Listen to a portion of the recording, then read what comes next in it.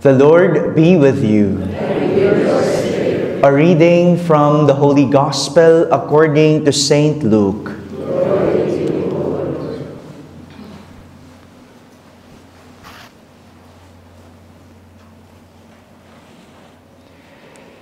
The angel Gabriel was sent by God to a town in Galilee called Nazareth, to a virgin betrothed to a man named Joseph of the house of David.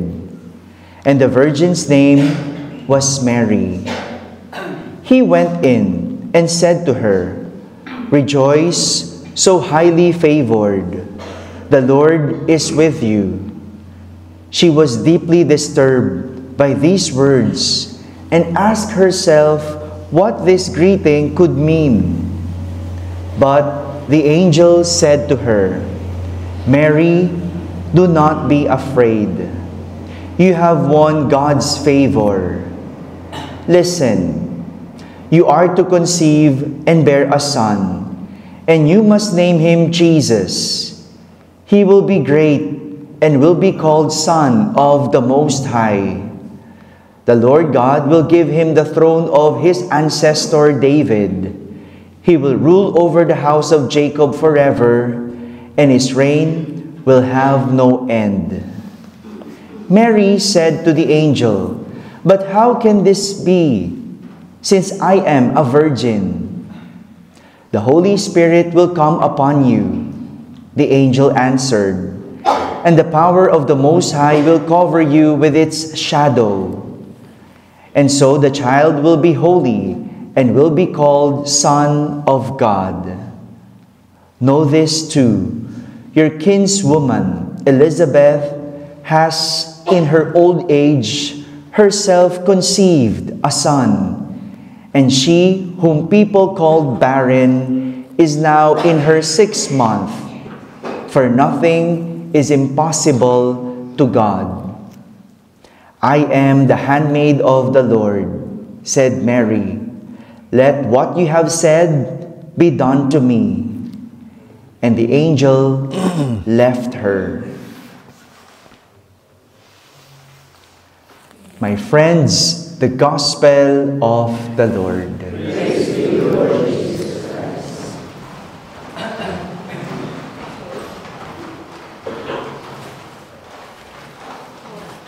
Pag malamig at pagod ka na ka sa shopping, parang ang aga ng 6:00 na misa, no? Kung tutusin naman, tanghali na yan. Ano? Malapit na simbang gabi.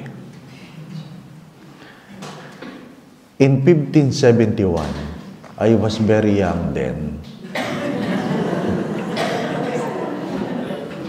There was a battle in Lepanto where the Pope asked the people to pray the rosary so that Our Lady would intercede, because if we lost the battle, the Muslim will take over Saint Peter. True enough, we won the battle. And in 1917, in Fatima, Our Lady declared herself, "I am the Lady of the Holy Rosary." I am the Lady of the Holy Rosary. Isa sa kalaban ng mga Protestante ay ang pagdadasal ng Santo Rosario. They can accept the message in Our Lady of Lourdes, but they cannot accept the message in Our Lady of Fatima. Dito, kahit hindi Katoliko, nagpupunta dito. Pag ikaw talaga naghahanap ng kagalingan, no?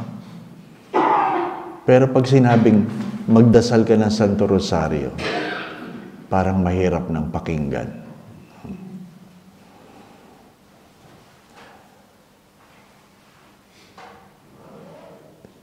Some people would question, why do we pray the Rosary? And simply, if you look at it, the prayer Someone would say, it is a Bible verse put together in beads connected with a string. A Bible verse in beads connected by a string. Ano po bang mahalaga sa Santo Rosario? Is it the Hail Mary? Is it the Glory Be? Is it the Our Father? Nasa huli, that we may imitate what it contain and obtain what it promise. Yun ang ating panalangin, that we may imitate what it contain and obtain what we promise. Ang alin? Ang maging masunurin sa Diyos, lalong-lalo na sa mga pagkakataon na hindi natin naiintindihan. Madali lang kasi sumunod pag naiintindihan mo. Pero pag hindi mo naiintindihan, ang hirap sumunod. At mas mahirap sumunod kapag meron ka ng gustong gawin. Pag wala ka namang gagawin, madali lang utusan. Pero pag nakahanda na yung gagawin mo, ang hirap na sumunod. At pagka minsan, kung hindi man madalas, hinahayaan ng Diyos na meron ka ng gagawin bago kanya utusan. Para maintindihan mo at malaman mo kung nasaan ang iyong kalooban. Paulit-ulit man ito. Noong 1984, tinanong ko na sa Diyos kung ako'y mag-aasawa o hindi. At ang sagot ay, hindi. Ang tanong ko ay, anong gagawin ko? Hindi sumagot ang Diyos. Kung wala namang pinagagawa, basta hindi ka mag-aasawa, di wag ka mag-aasawa. Di po ba? No? Pero ang problema, umibig. Umibig. Na in love ka. Nagsimula sa MU, di ba? 1984. Ano nga pangalan nun, Arlene? Anyway, nung umibig ka na at nagplano ka na magpakasal, saka lang sasabihin ng Diyos, hindi yan para sa iyo. Di ba? Kaya tinatanong ko, bakit naman? Kung kailan naman umibig na, di ba? For simple reason, at least you know what you're giving up for the God you love. I would like to ask the question, what have you given up for God? What have you given up for God? You cannot follow God without giving up something for Him. Some people followed God because they are getting what they want. But the opposite is, what are you losing in following God? Magandang tanong yun. Ano po? Magandang itanong, ano ang iyong gini-give up kapag ikaw ay sumusunod sa Diyos? Kasi madaling sumunod kapag meron kang makukuha. Madaling magmahal kapag meron kang makukuha. Pero paano kung wala kang makukuha? Paano kung merong hinihingi? Kaya mahirap talagang sumunod sa Diyos. Saint Ignatius of Loyola would remind us that in both aspects, the consolation and the desolation,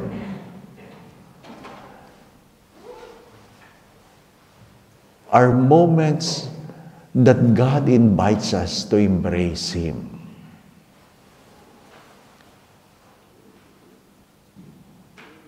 Actually, madali lang sabihin ito dahil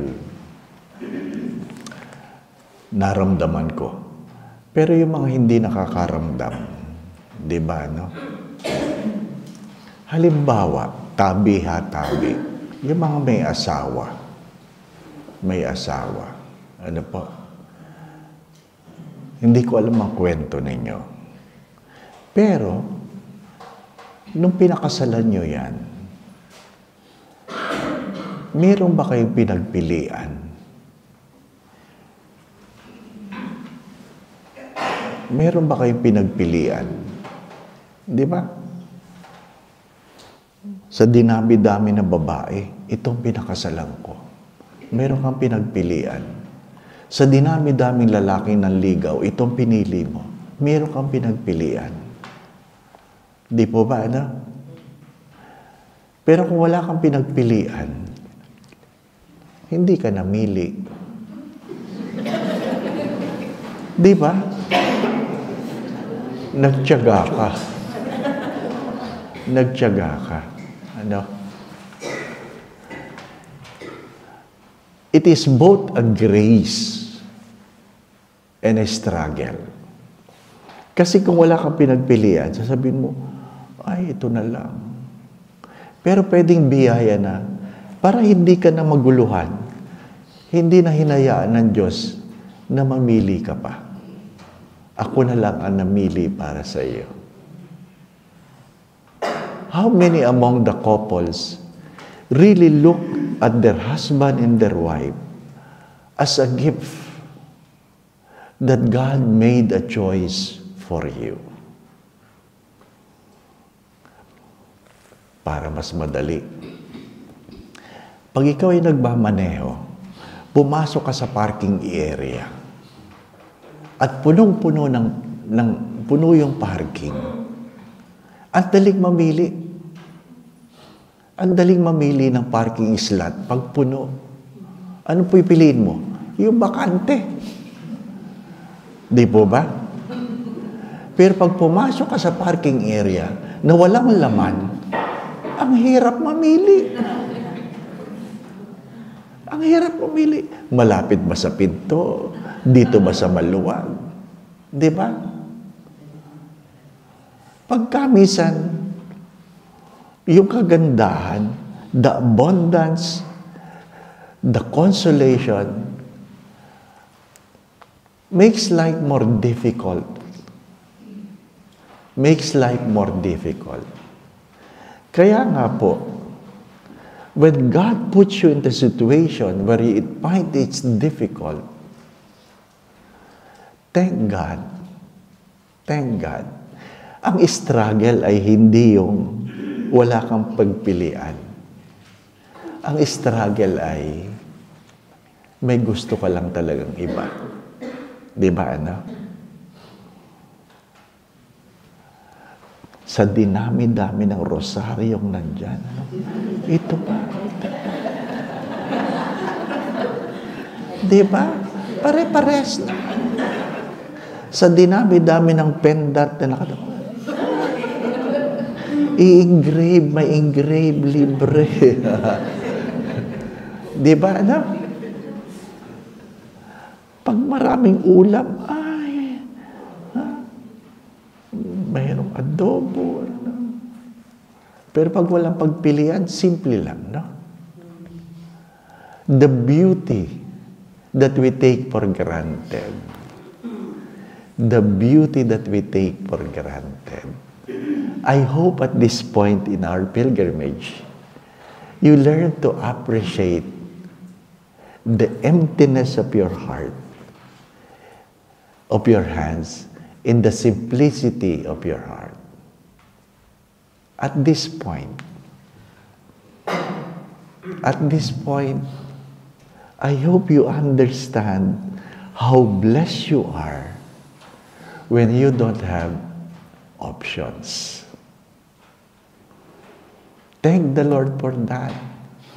Thank the Lord. There's always grace when God tells you what you are to do. Ano lang sabi ni Maria? Di ba? How can this be? How can this be? So be it. So be it. My dear friends, my dear brothers and sisters,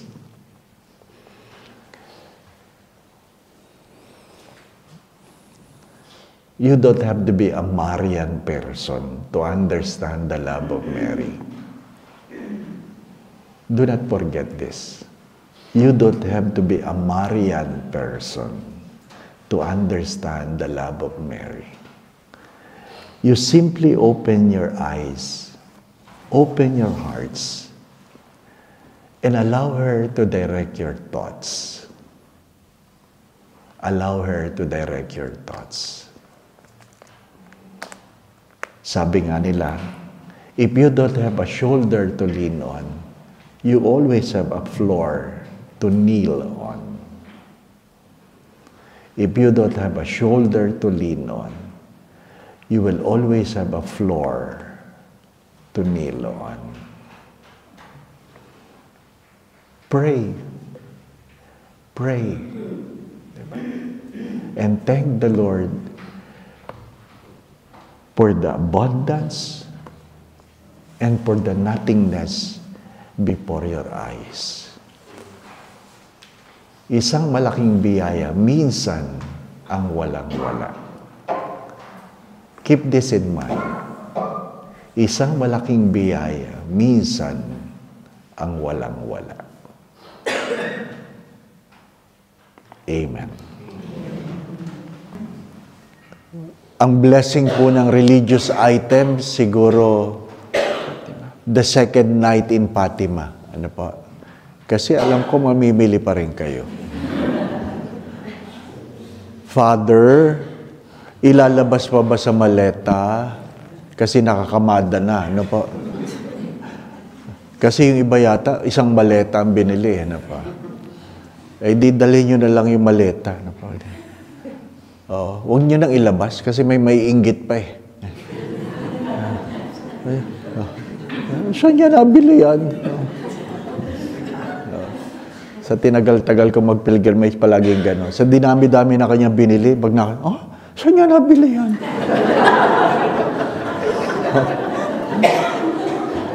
Kaya huwag niyo na ilabas. Ano po? I-bless na lang natin intentions. Second, if you have something that you want to be prayed over for, you can approach me or Father Danichi, ano po, in the coming days. Anytime.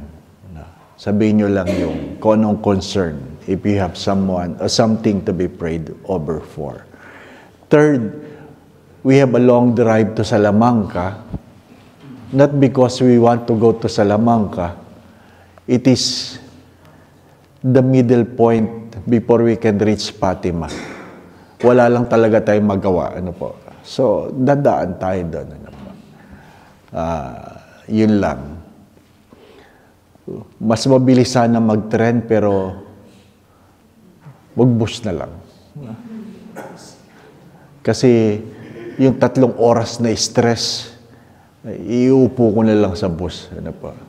Sa dami ng magnanakaw sa tren. So, yun, dadaan lang tayo doon. Titingnan natin yung magandang simbahan. Tapos, overnight, tapos Fatima. Ano po? Okay. Ano pa? Ikamada na ng maayos. Yung hindi na to yung damit, kasi may naglaba. Ano po? I-blower nyo yan. Aamagin yan sa loob ng maleta ninyo. Oo.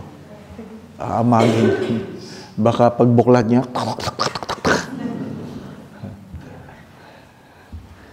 ang bilis ng oras na, bilis ng araw. Anyway, we thank the Lord for this pilgrimage.